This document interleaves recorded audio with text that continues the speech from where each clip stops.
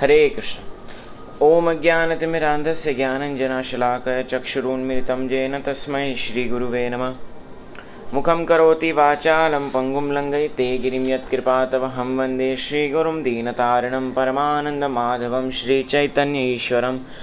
नमो ओं विष्णुपादाय कृष्णपृष्ठाय भूतले श्रीमते भक्तिवेदान्त स्वामिनिति नामिने।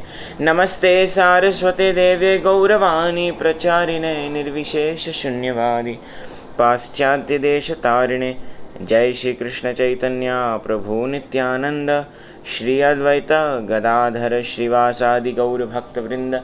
हरे कृष्ण कृष्ण कृष्ण हरे हरे, हरे राम राम राम हरे हरे।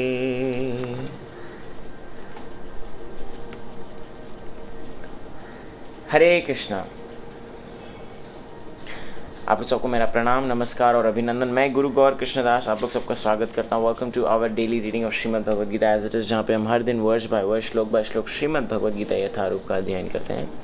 और आज का श्लोक संख्या है भगवद गीता अध्याय 4 श्लोक संख्या 10। तो आप लोग जिनके पास भी भगवद गीता है आप कृपया अपना कॉपी खोल दीजिए। जिनके पास नहीं है और जो ऑनलाइन फ्री PDF कॉपी चाहते हैं, आप मुझे मेरे पेज गुरु जी के साथ पे मैसेज कर सकते हैं और मैं आपके साथ वो कॉपी शेयर करूँगा। तो चलिए शुरू करते हैं।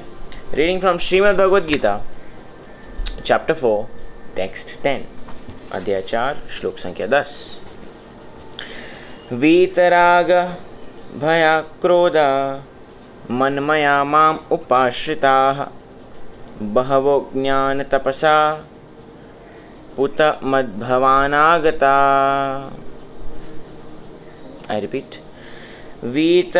वीतराग भय क्रोधा मन्मया माम उपाश्रिता बहवो ज्ञान तपसा पुता मद्भावमागता।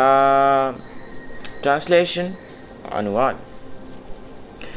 आसक्ति, भय तथा क्रोध से मुक्त होकर मुझ में पूर्णतया तन्मय होकर और मेरी शरण में आकर बहुत से व्यक्ति भूतकाल में मेरे ज्ञान से पवित्र हो चुके हैं। इस प्रकार से उन सबों ने मेरे प्रति दिव्य प्रेम को प्राप्त किया है।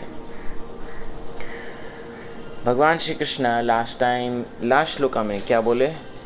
10.4.9 में जन्म कर्माच्य में दव्यम। उसके पहले परित्राणाय साधुना की हमने डिस्कस किया कि भगवान क्यों आ रहे हैं, किस रीज़न से इस दुनिया में अपीयर होते हैं। तो अभी क्या कह रहे हैं कि आसक्ति, भय तथा क्रोध से मुक्त होकर भक्ति करने के रिक्वायरमेंट्स, प्री रिक्वायरमेंट्स बता रहे हैं। क्या? आसक्ति, one has to be detached. भय, फियरलेस, अभय होना है। और क्रोध, गुस्सा लोग को बहुत जल्दी आता है। स्पेशली भारत में रोड रेज तो कुछ ज़्यादा ही है। कोई गाड़ी कट मार के चला गया तो एकदम हमारे मुंह से कंट्रोल नहीं होता है। मुझ में पूर्णतया तन्मय होकर और मेरी शरण में आकर बहुत से व्यक्ति भूतकाल में मेरे ज्ञान से पवित्र हो चुके हैं। इस प्रकार से उन सबों ने मेरे प्रति दिव्य प्रेम को प्राप्त किया। What's the ultimate goal of life? To achieve Krishna's love। तात्पर्य में श्री प्रभुपाद बता रहे हैं कि जैसा कि पहले कहा जा चुका है कि विषयों में आसक्ति व्यक्ति के लिए परम सत्य के स्वरूप को समझ पाना अत्यंत कठिन है। सामान्यतया जो लोग देहात्म बुद्धि में आसक्त होते हैं वे भौतिकतावाद में इतने लीन रहते हैं कि उनके लिए यह समझ पाना असंभव सा है कि परमात्मा व्यक्ति भी हो सकता है। पीपल जो बॉडीली कॉन्शियस ऑफ लाइफ में इतने एनग्रॉस्ड है, उन लोग को ये भी रियलाइज़ नहीं होता कि द परमात्मा can be a person as well. Yes, ऐसे भौतिकतावादी व्यक्ति इसकी कल्पना तक नहीं कर पाते कि ऐसा भी दिव्य शरीर है जो नित्य तथा सच्चिदानंद है। भौतिकतावादी धारणा के अनुसार शरीर नाशवान, अज्ञानमय तथा अत्यंत दुखमय होता है। भौतिकतावादी धारण के अनुसार यस, शरीर नाशवान, अज्ञानमय और सच्चिदानंदमय है।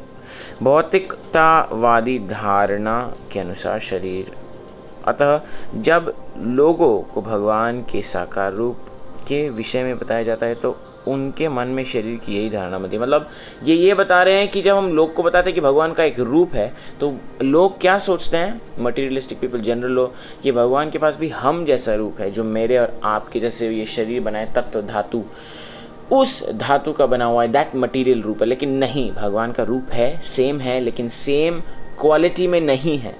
यस, ये क्वालिटी नहीं है उसमें, ये कंटेंट अलग है।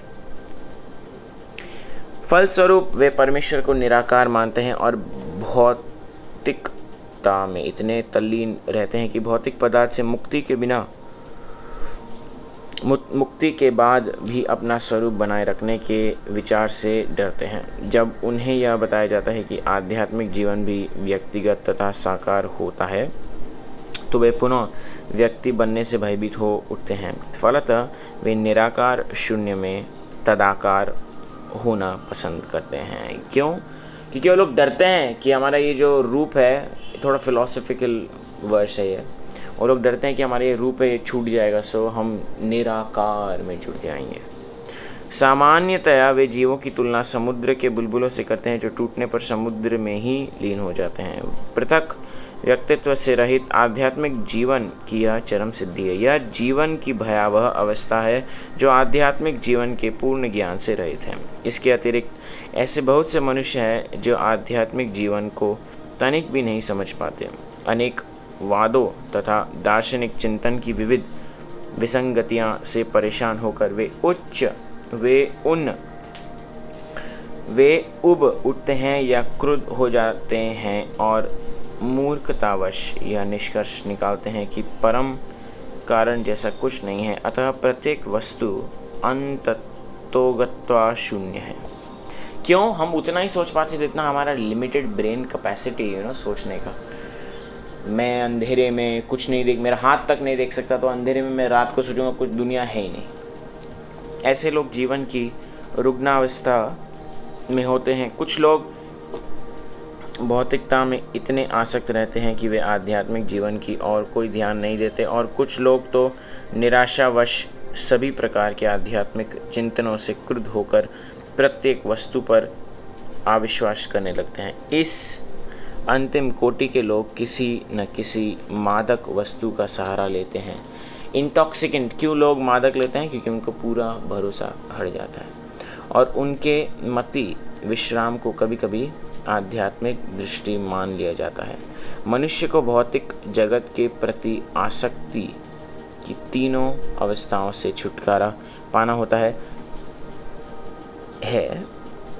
ये है आध्यात्मिक जीवन की उपेक्षा, आध्यात्मिक साकार रूप का भय तथा जीवन की हताशा से उत्पन्न शून्यवादी की कल्पना। जीवन की इन तीनों अवस्थाओं से छुटकारा पाने के लिए प्रामाणिक गुरु के निर्देशन में भगवान की शरण ग्रहण करना और भक्तिमय जीवन के नियम तथा विधि विधानों का पालन करना आवश्यक है। क्या? प्रामाणिक गुरु, अ प्रैक्टिकल गुरु, we have to take surrender, उनका शरण लेना है। भक्तिमय जीवन की अंतिम अवस्था भाव या दिव्य ईश्वरीय प्रेम कहलाता है। भक्ति रसामृत सिंधु में कहा गया, अधो श्रद्धा तथा साधु संगो अथ भजन क्रिया ततो अनर्थ निवृत्ति स्यात् ततो निष्ठा रुचिस्तथा अतः शक्ति सतो भावस्ततः प्रेमाद्युतांचति साधकानाम अयम प्रेमना प्रादुर्भावे भवत्क्रमा। कि प्रारंभ में आत्म साक्षात्कार की सामान्य इच्छा होनी चाहिए। यस, वी शुड हैव लालसा, डिज़ायर, इच्छा होनी चाहिए। इस क्या? कि भगवत प्रेम मिले। इससे मनुष्य ऐसे व्यक्तियों की संगति करने का प्रयास करता है जो आध्यात्मिक दृष्टि से उठे हुए हैं। जब हमको कुछ डिज़ायर हो, इच्छा होता है, मुझे पैसे बनाना है तो मैं पैसे बनाने के लिए जाऊंगा, मुझे खाना खाना है तो मैं खाने पे जाऊंगा, यदि मुझे भक्ति करना है, भगवान प्रेम जगाना है तो मैं उन लोग से साधु संग लूँगा। अगली अवस्था में गुरु से दीक्षित होकर नवदीक्षित भक्त उसके आदेश अनुसार भक्ति योग प्रारंभ करता है। इस प्रकार सद्गुरु के निर्देश में भक्ति करते हुए वह समस्त भौतिक आसक्ति से मुक्त हो जाता है।